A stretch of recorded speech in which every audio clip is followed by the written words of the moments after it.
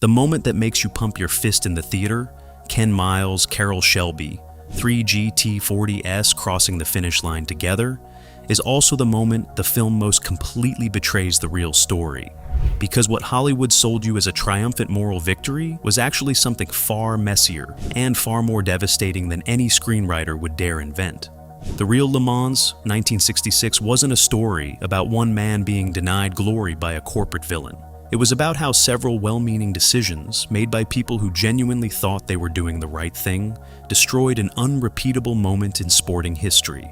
Hi, my name is Johnny, and this is American Muscle. Ford wasn't the underdog. They were a juggernaut. The foundation the entire film is built on, because if this piece is wrong, everything that follows is wrong with it. Ford versus Ferrari wants you to see Ford as the scrappy American challenger taking on the European establishment. Carroll Shelby in his garage with string taped to cars testing aerodynamics. Ken Miles with a wrench and a dream. A ragtag team of believers up against the sophisticated Italian machine that had won Le Mans 6 years running. It's a great story. It also isn't true.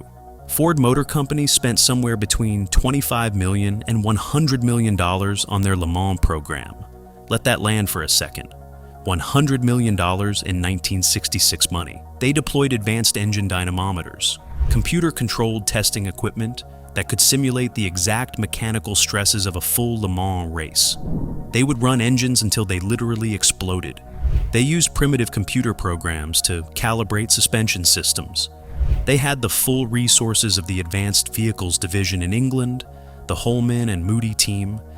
This wasn't David versus Goliath. This was Goliath in a racing suit and a cowboy hat. Now, does that make the achievement less impressive? Absolutely not. Building a car that can survive 24 hours at Le Mans is brutally hard, regardless of how much money you throw at it. But the film's emotional logic depends on you believing Ford was the underdog, and they simply weren't.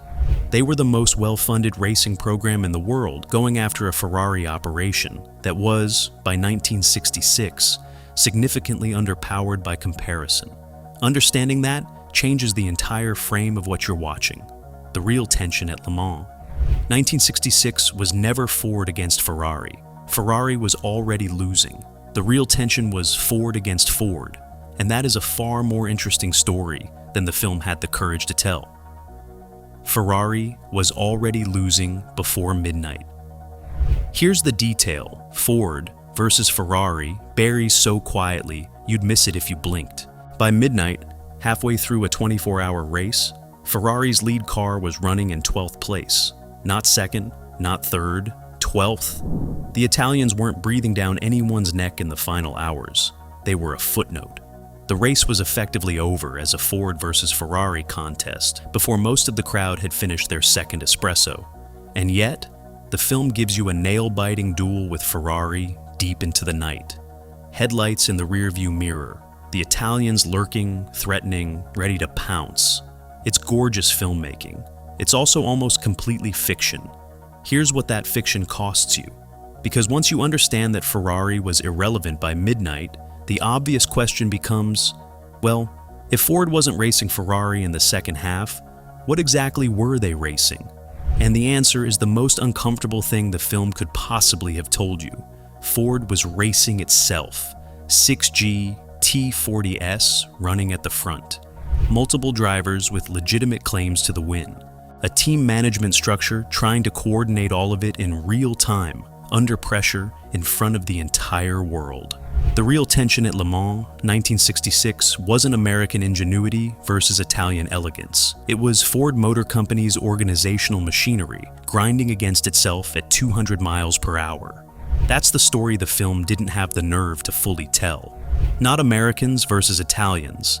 That's a clean, comfortable conflict with a clear shape. Americans versus Americans. In the most politically charged internal team dispute in the history of endurance racing, Ferrari wasn't the antagonist of Le Mans 1966. Ford was its own antagonist. And no amount of Josh Lucas sneering at Carroll Shelby in a corridor, as entertaining as that is. And look, Josh Lucas is doing tremendous work with what he's given. Changes that fundamental truth. The villain of this story didn't wear a Ferrari badge. He wore a Ford Motor Company lapel pin, and attended budget meetings in Detroit, which, if you think about it, is a much better movie than the one we actually got. The man the film almost erased. I want to talk about Dan Gurney, because what Ford vs. Ferrari does to Dan Gurney is, frankly, a little embarrassing. Dan Gurney was one of the greatest American racing drivers who ever lived.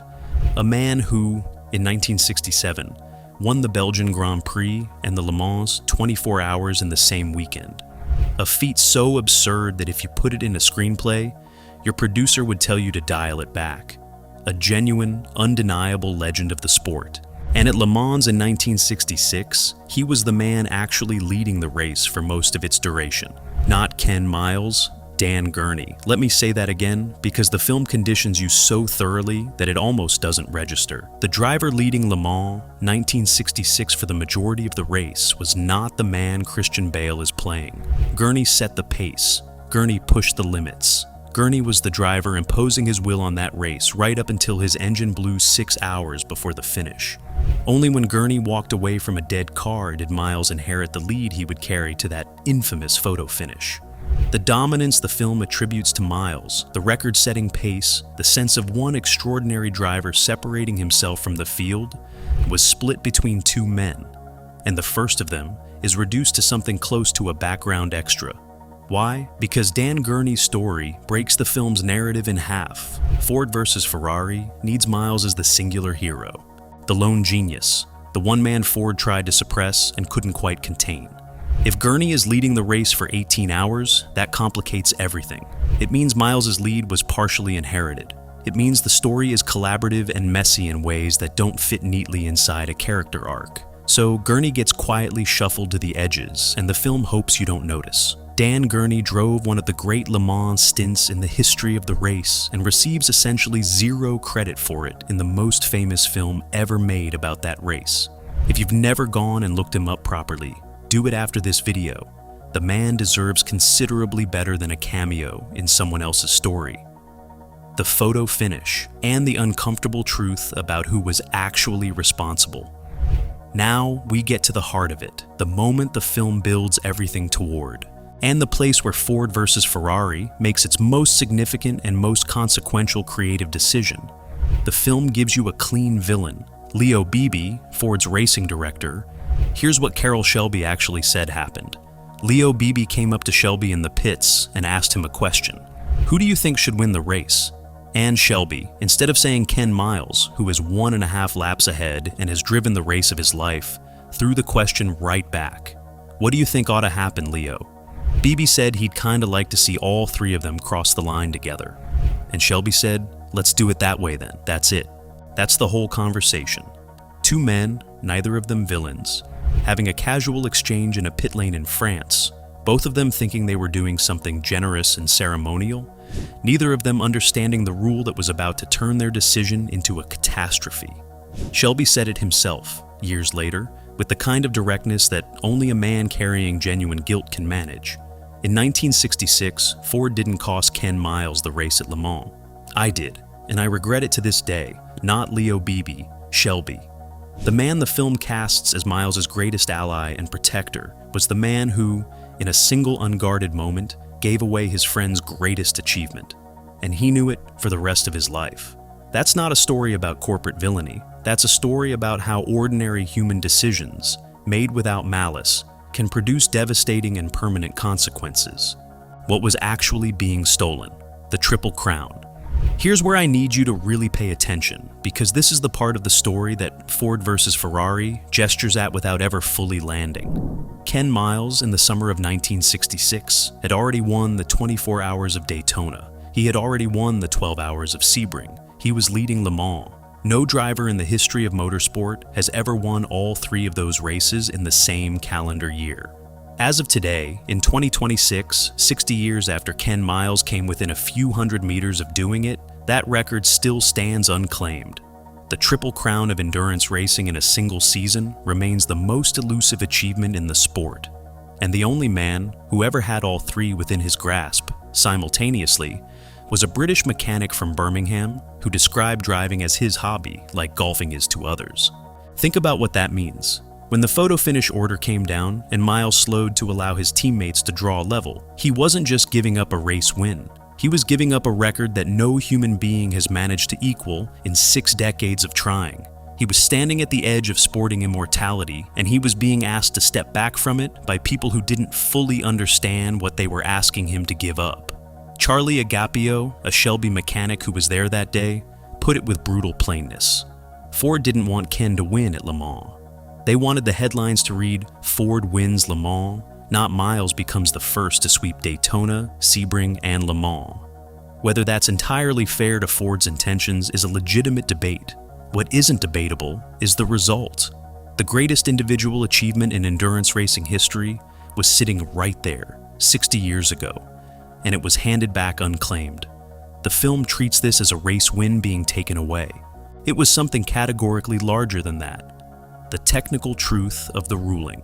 The film simplifies the tie-breaking decision into an act of corporate malice. Leo Beebe knew the rule, the implication goes, and used it deliberately. The reality is considerably more awkward for that interpretation. When race officials applied the tie-breaking rule, determining the winner by starting position, meaning Bruce McLaren, who had started further back on the grid, was declared to have covered more distance in the same time. The reaction from Ford's own camp tells you everything you need to know about whether anyone saw it coming. Leo Beebe's immediate response, according to people present, was something close to panic. "Oh my God, that is not what we wanted at all.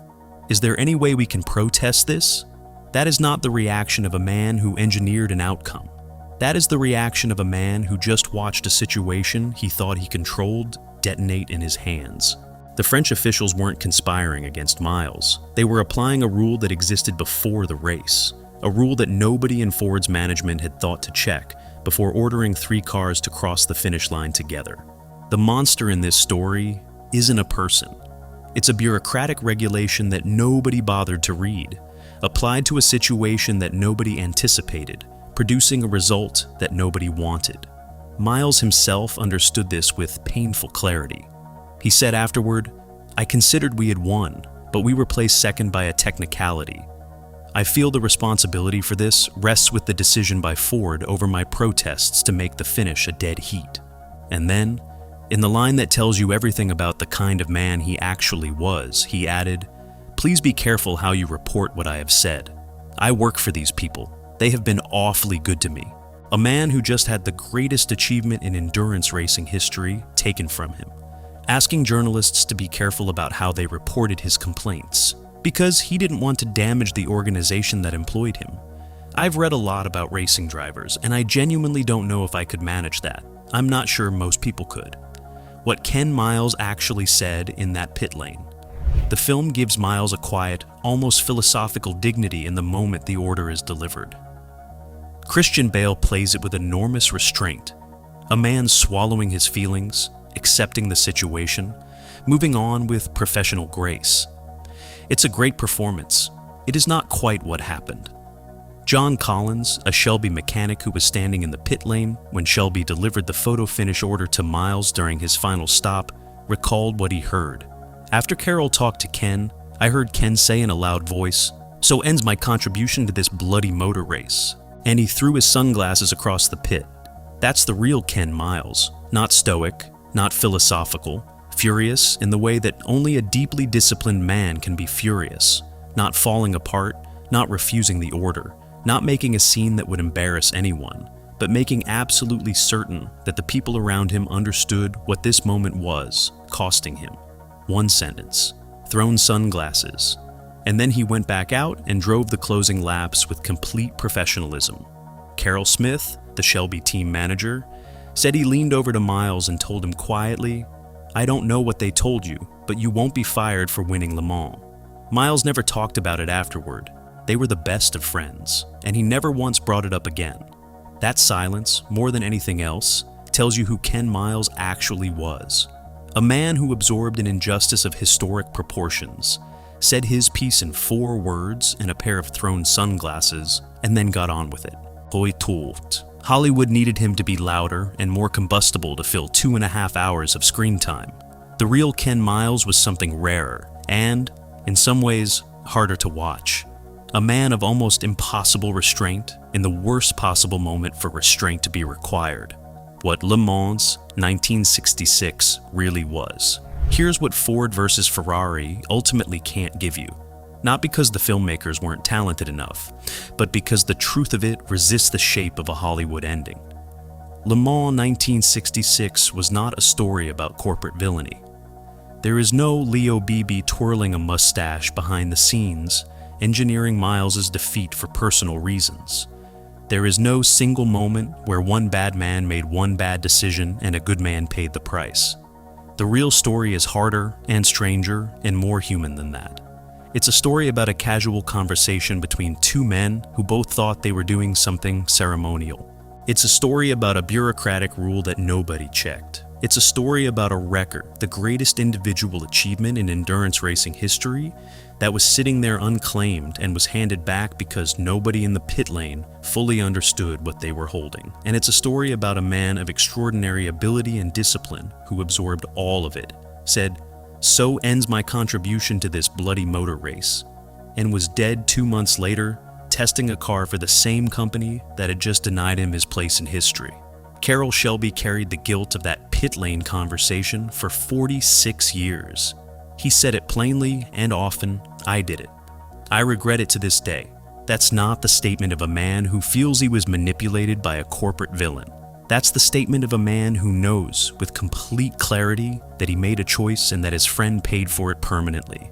Ken Miles never got his moment. No crowd cheering his name, no record in the books. No victory at the race that would have made him, without any argument, the greatest endurance racing driver in the history of the sport.